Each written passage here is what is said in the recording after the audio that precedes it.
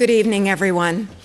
I'm Carol Olson Day of the New York Times, and I'm delighted to welcome you to this exciting Times Talks. We're live here in New York at the Times Center, and we're live around the world on the web. Tonight's guest is a remarkable film actor, screenwriter, and director. We're delighted to have him on our stage. His profession has awarded him its highest accolades, including 2 BAFTA awards and a Primetime Emmy nomination. Just last night, he was honored for his work throughout his career by the Gotham Independent Film Awards here in New York City.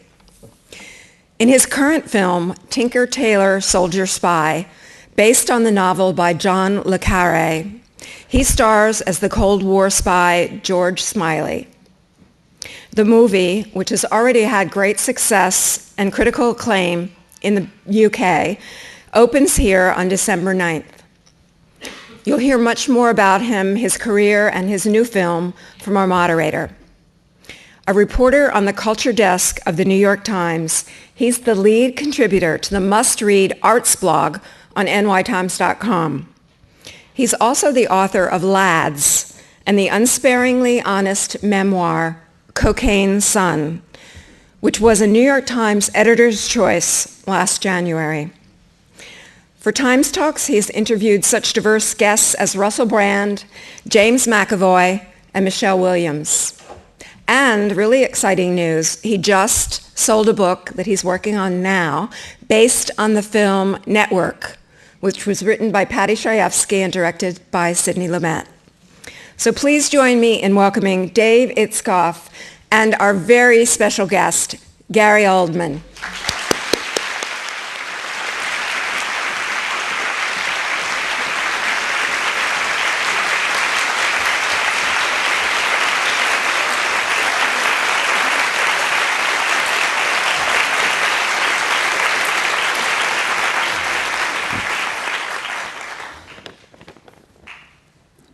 Gary, as somebody with a deep admiration for your body of work and the characters you've portrayed, I want to say, first of all, what an honor it is to be sitting across from you this evening. Very kind. I'm the warm-up act for Tilda Swinton.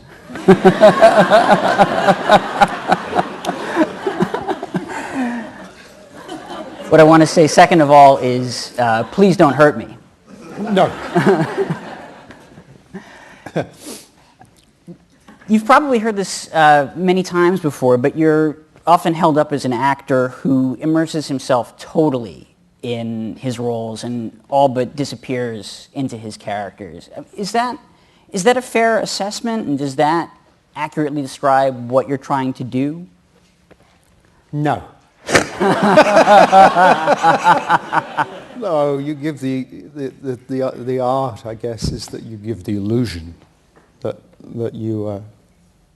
that you become these people. I don't think you can.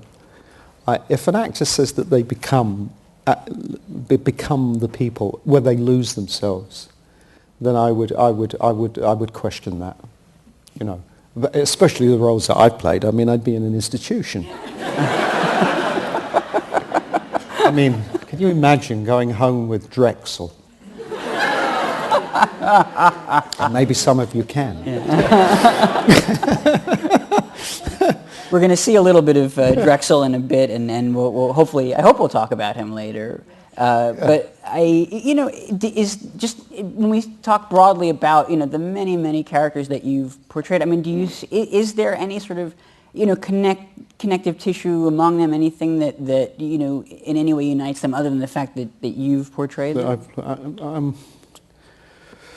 Well, I mean, each character you play is each project that you work on. It sets up new hurdles that you have to jump over. Tinker Tailor Soldier Spy is a very unique experience to Dracula or JFK, and they demand different things from you. I suppose there's this, yes, you could say there was a theme connecting some of them, and also you get into a thing where you're typecast.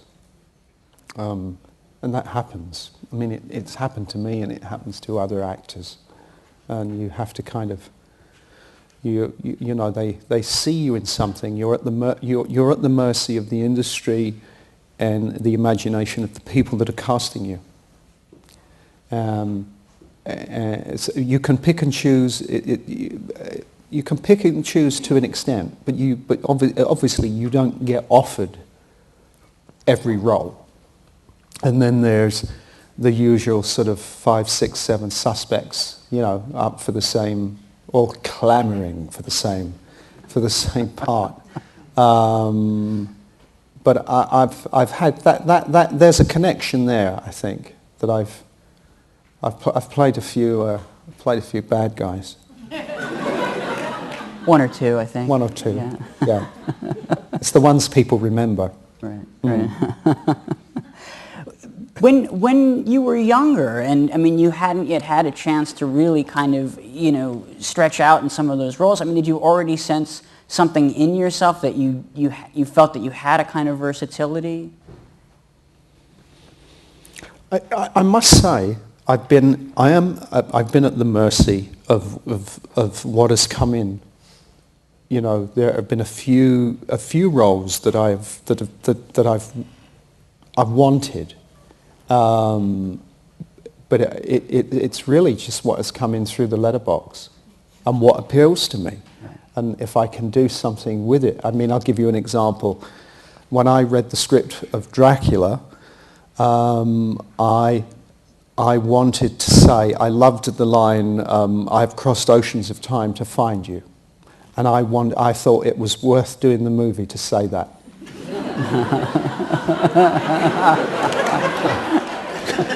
I thought, I want to say that to someone.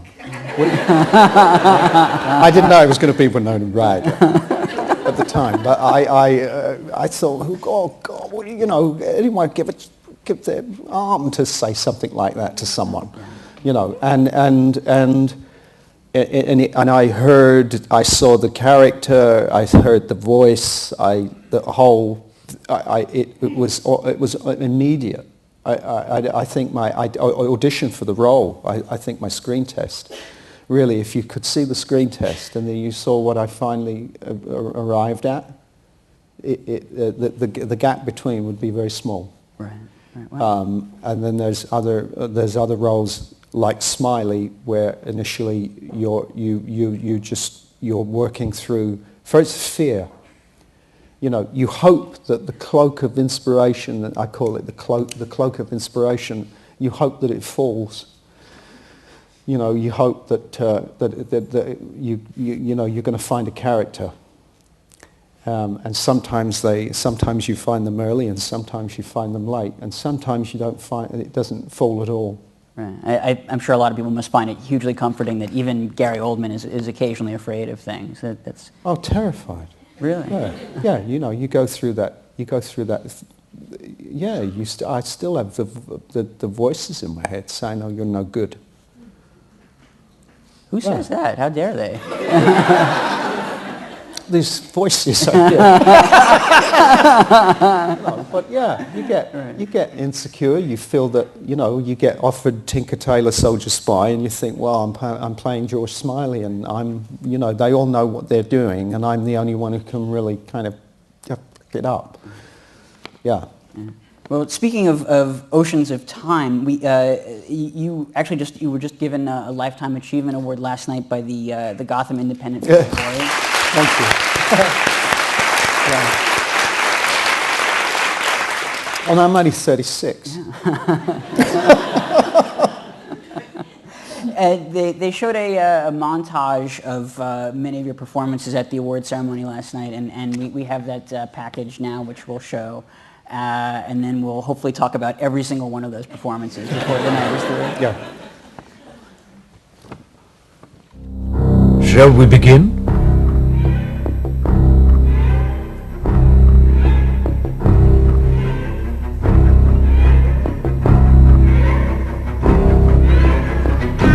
Harvey!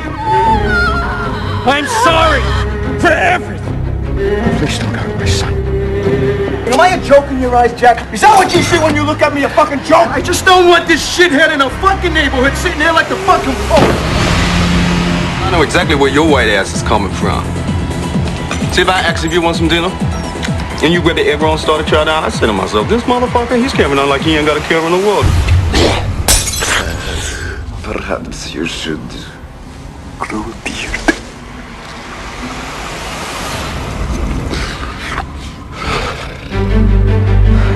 He go for the 25? He said 10. He'll pay 10? He wants 10. I don't think the meeting went very well. I don't think the meeting went very well at all! I just don't understand. You don't have to understand. I understand. Leave that to me and we can be friends.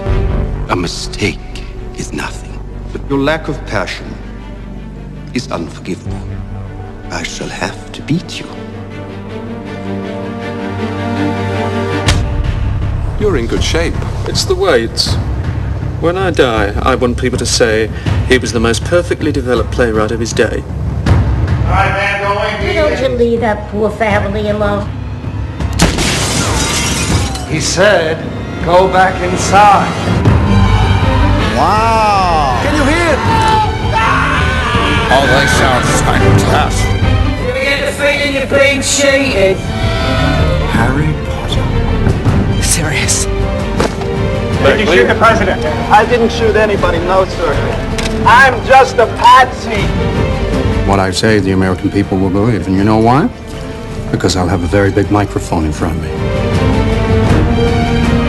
We're not so very different, you and I.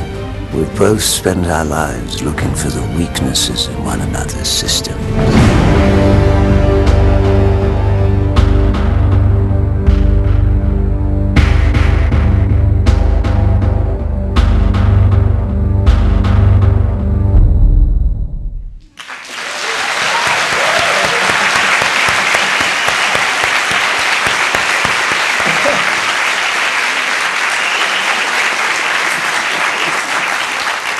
I want to continue our conversation, but I want to watch that like 2 more times. Some of my friends. Yeah. I mean, you must get asked about Sid and Nancy so often, but was that really the film that you know made everything happen for you? Did that sort of unlock the key for you? Unlock the lock? Well, it yeah. Career-wise. Yeah, in the movies. Yeah, because I was doing a play when the producers saw me, and I'd been doing theatre for 5-6 years, doing theatre before I did Sid and Nancy, and then it was just fortunate. I mean, there was no way that I engineered the Sid and Nancy and Prick Up Your Ears back to back. Right. So that was just a lucky thing that it happened like that. So as a young actor, talk about sort of to show versatility. You know, it wasn't something I was looking for. So they just kind of happened. Right. And that made a noise. Right. I can't watch Sid and Nancy. It's because it's just going too many years back, or yeah, it's old work. Yeah. It just feels like old work, and it was a curtain raiser. I see it as a front cloth act, right. kind of before the curtain came up and it started. Right. And I'm very hard on myself. So there's just some of Sid and Nancy. I want to stomp into the ground. You know. Well, just speaking broadly then about, right off the bat, you've gotten a couple. You start with a couple of historical roles, people who, of course, existed in real life. Was it your goal to try to research these people as much as possible to really portray them as they were or might have been, or was it just let me play them as they're just characters on a page? I think first of all, you have an obligation to the character that you like, and even if they're nasty people like Drexel, you know, you have to find something that you like about them. Otherwise, you won't like them, you know. But the thing with the historical, you know, it's funny in careers. I didn't want to do Beethoven because I had played Sid Vicious, I had played Joe Alton, and Lee Harvey Oswald, and I was like the bio kid. I mean, you know what I mean? I said, I can't, you know, but so I said no, and it went away, and then it came back, and I said no, and then they cast someone else, and then they went to Tony Hopkins, and he didn't want to do it. Or he was in for a bit, and then it was a year later, and then it sort of washed up on the shore again, and I met the director, and finally he persuaded me. He persuaded me to do it, and you know, A True Romance. I met Tony Scott at the Four Seasons Hotel in California. He said, "Look, I can't tell you the story." He said, "I'm no good at that." He said, "Look, he's a white guy who thinks he's black, and he's a pimp." And I said, "I'll do it." Unread. Right. Yeah.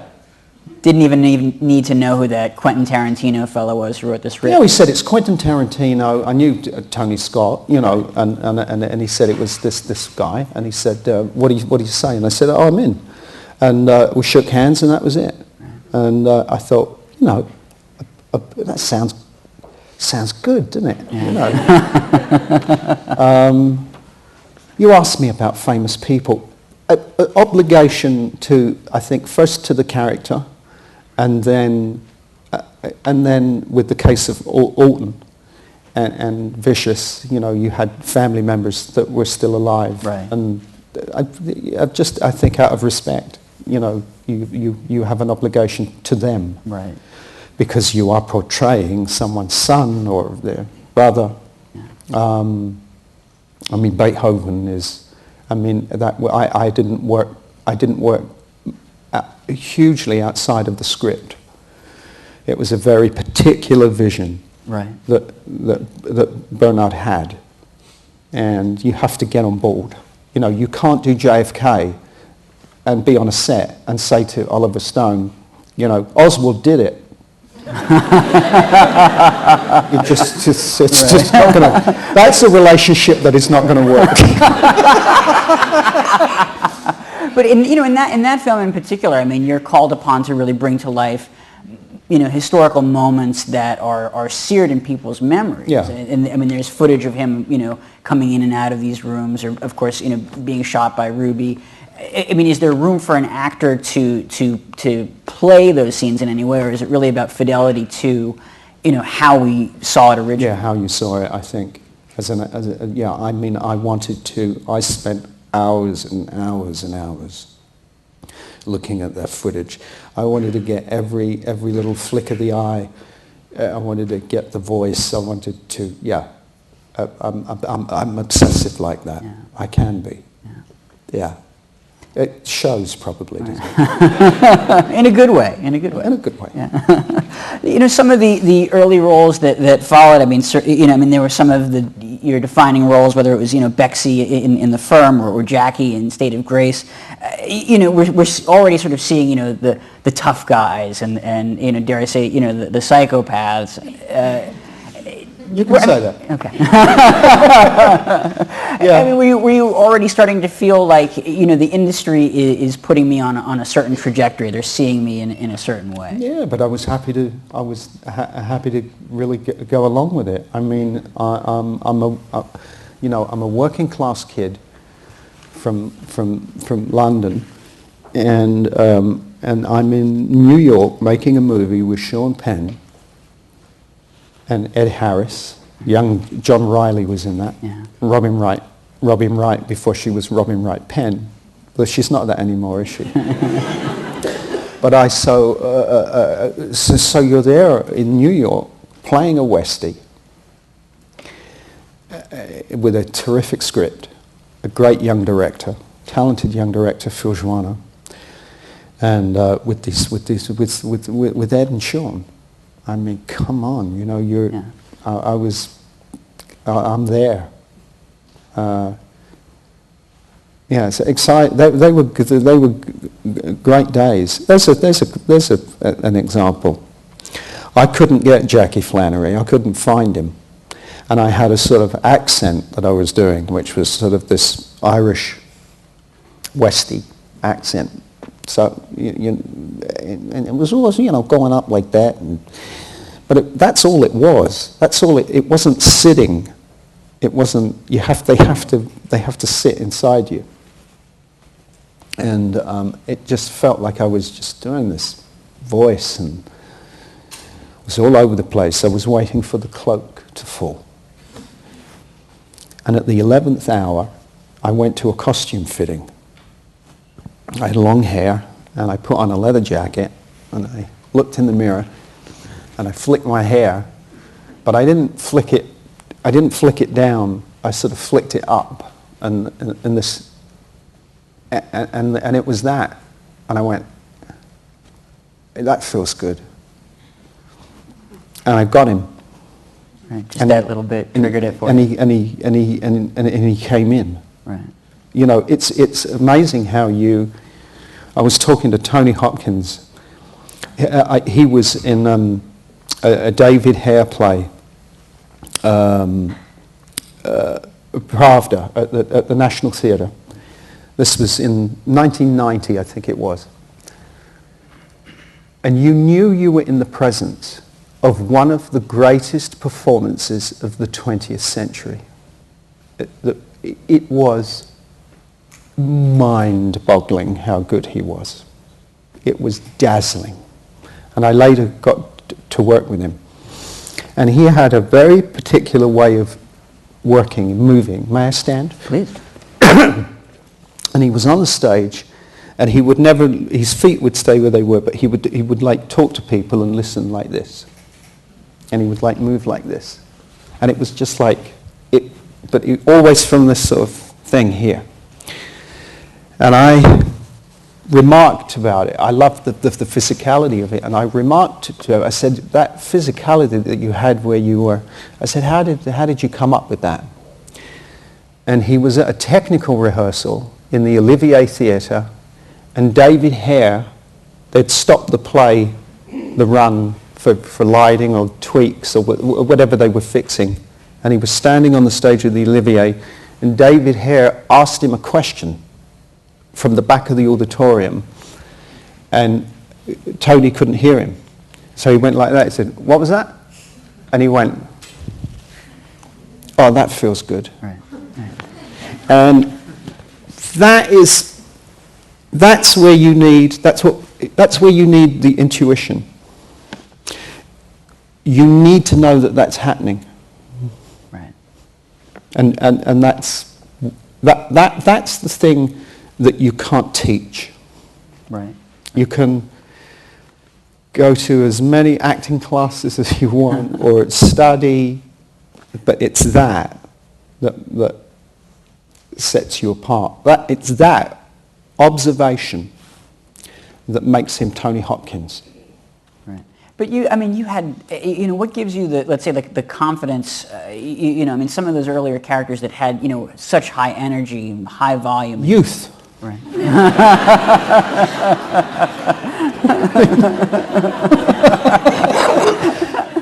I mean, to pronounce the word everyone in the professional, and you decide you're going to take, 10 seconds to pronounce that word at maximum volume.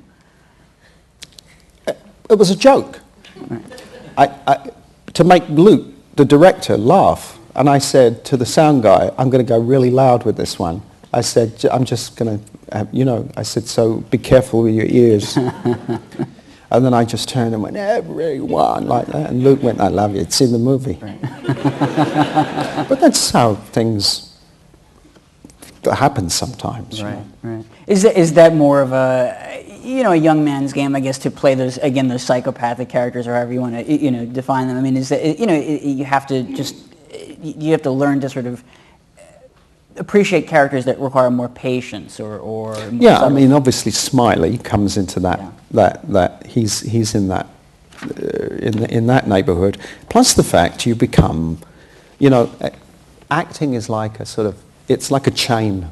You know, there were actors ahead of me, a generation ahead of me, 2 generations ahead of me who I would look up to and admire.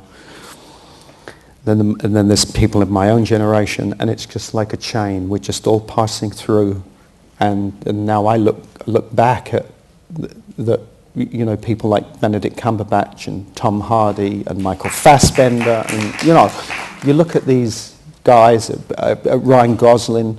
I love Matt Damon. Yeah. I'm a fan, and you watch these people now coming up and coming through, and you become, just by the being around and living a life, you become more of the sort of the elder statesman, and you realise how old you are when No, I'm not talking about you know, but you do when Tom Hardy comes on the set and says, "Oh man, guys, great working with you. I used to watch you when I was a kid." You know, Right. Were there people that you looked up to like that as you were making your way? That people that, you know, I maybe not I want to emulate that person, but that person is doing what I'd like to be, you know, that's where I see myself. well, I'm a huge. I mean, there were the British guys, Tom Courtenay, Albert Finney, Alan Bates, Malcolm McDowell, Alan Bates, yeah, and then of course, for my money, and there were, you know, George C. Scott, I mean, and then James Stewart. I'm a big Charlie Chaplin fan. Cary Grant, many. But I loved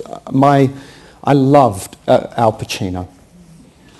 I think pound for pound, he's one of the greatest living American actors. I just think he's, And not a lot of pounds there either. and not a lot of pounds. Yeah. But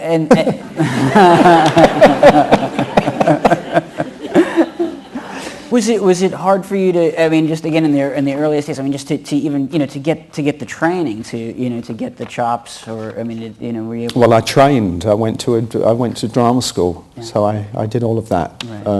You know, voice and music and fencing and mime, yes, and dance and just. But it was all geared to. It was all. Your goal was the theatre. Right. And the stage, Right. and those other guys sort of made movies. So I just sort of, I just stumbled in, you know. I was a young actor, a kid, and they said, you know, do you want to play Sid Vicious? Right. And had that not, if that opportunity had not come along, I mean, you could have just as easily had a 30, 35-year stage career that would have satisfied you. Yeah, I think. Yeah, I mean that's. Yeah, I mean I've directed, and that was. Acting's. It's not quite the same after you've directed. What did you learn from that? I just loved the fact that you were constantly engaged. It's busy work, and I love that. That was a thrilling experience, and I love actors, and I like good acting. It's nice to watch it, and I get a great deal of satisfaction from that. I like going and seeing people and thinking, like, you know, how'd they do that? I couldn't do that. I love that. We were talking, you know, about some of your, you know, earliest iconic roles, and you know, we talked even a little bit before about Dracula, but you know, we forget that you got to play him, you know, as the medieval warrior, the debonair Victorian, because those scenes that, you know, where he's the sort of decrepit spinster or whatever it is, you know, I mean, those are the ones that have really kind of become iconic. I mean, did you know there would be all of those facets to that character when you sign on for a project? Yeah, I had an idea, yeah. We had 4 weeks rehearsal. with Coppola. We used to call it Camp Coppola up in the Napa Valley. So we went up there, and he got us all there and then locked the gate. And we drank all his wine. And he cooked many, many, many dinners. Right. But we did weeks of improvisation. And we read the book out loud. That was the hardest thing. And that's a hard book to read out loud. Yeah. You get to sort of try on all the different facets of the character in a process like that. Well, it's hard, you know. I once said to him, you know, he sent people out for horse riding, and they were learning sort of the etiquette of the sort of manners of the period. I think the boys were kind of going up, and they went. Cary Elwes was, you know, up in a balloon. But he was ballooning, and I said. Well, I'm 300 years old and I'm dead. What do I do? So you got to kind of make it up, you know. Use your imagination. Right. As I say to my kids, you like SpongeBob? Anyone ever? Yeah, SpongeBob. What? Yeah. Imagine. Yeah. So I say to my kids, come on, you know, turn the video games off. What do we use? Our imagination. I didn't realize that we'd be talking about SpongeBob in this conversation. It's a great character. Oh, I would have prepared more on it. I didn't realize, yeah. Yeah. I didn't know that was... a little love of mine. Yeah, yeah. Oh, come on, Sandy.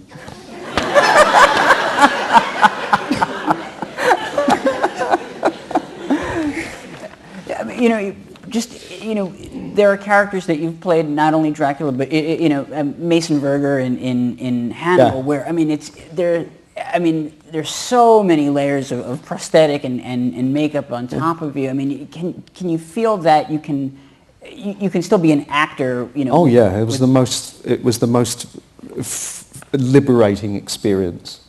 It was the most free I've ever felt, really, on a set, and I was in a wheelchair with sort of one eye and a hand that moved this wheelchair, you know what I mean? And so I couldn't use all those other things. But Gary had totally disappeared. The shape of my ears, the whole, you know, all that stuff we carry around with us that we don't like about ourselves sometimes, you know what I mean? I thought I made him disappear, and it was my goal to. There he was. Right. He was, and it's like like a Halloween costume. Yeah. There's a certain freedom that you get from hiding behind a mask, right. And that's what that. Do people start to forget after a while that there's an actor underneath there? Do they start to think that there's really a person in a wheelchair with no face on a set, right? Yeah, and Julia Moore was very, very sweet to work with, but Ridley was very conscious of the fact that I'd been in makeup for 6 hours and that I was there we had a little underneath the prosthetics. We needed to achieve this thing of in the book. He has no eyelids, and that was a sort of how do we do it? And what they did was they anchored two little dots under my eyes here, and there was this sort of fishing wire running down to a third nipple that they stuck, and then they would pull my eyelid down and anchor it off with the thing, and then under the wig there was another one for this eyelid, and then they pulled that and anchored that one down, and then we would do the take, and then the guy was there putting the drops in my eyes, and Ridley was very good with it, and if he would say, "Come on, guy, let's hurry it along. I've got someone in makeup." You don't always have someone that. Directors are funny people. Yeah. I mean, they can be. I mean, recently working with Thomas Alfredson, you know, I absolutely, he gave me Smiley. He's my hero, you know, and I adore him, and he's a lovely guy. And then there are those that can be bullies, and know you're in a makeup, and they will leave you in a makeup. Just a kind of vengeful thing. They just want to...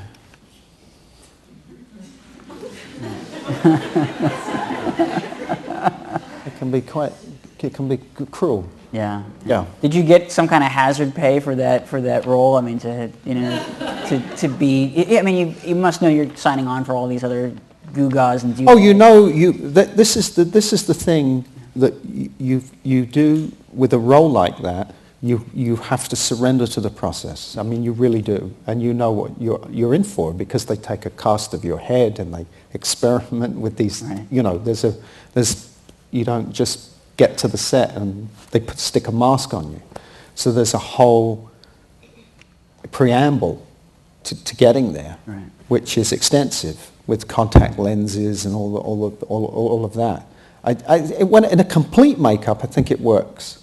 I've worn makeup and it's advanced. I mean, Dracula. It was the old days, you know. It was foam rubber and the lenses were glass, right, that covered the entire scleral lenses, and now it's soft lenses, and it's that other stuff they use. They'd probably do it all digital now anyway. And then they add I've heard that in the preparation for Immortal Beloved that you actually, I mean, you spent several hours a day practicing your piano. Is that 5? True? Wow. Yeah. Each day. Pretty much, yeah. I mean, I never wanted to see a piano again. I tell you, it was like, and I had a great guy with me who would. I said, "This is what I need to achieve." I mean, I do play, so that helped. But it's hard stuff. It's difficult stuff, Beethoven.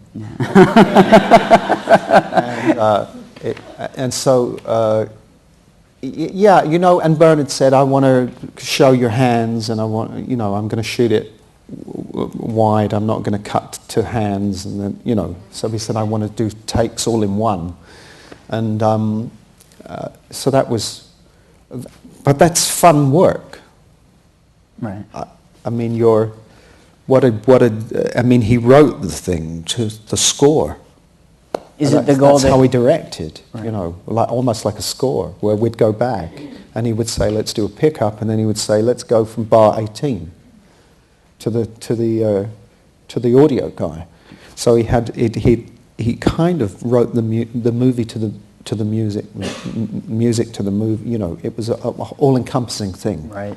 And if you're on a set and you're hearing that music every day, it's a glorious thing. Yeah. So I mean, it's not really. I mean, you're not expecting to become a virtuoso pianist by the end of this process, but you want to give the director a certain level of capability. Well, yeah, it's the way that you find. I thought, how do you find the man? And the way for me to find the man was through. Obviously, it seemed obvious to me that you find him through the music. There's all different ways that people work. I mean, some people have to just. Actors, they keep to themselves and they're very quiet. Some have to kind of crack jokes, and there's others that have to have an argument with the director, or they have to chew someone out to get to get there.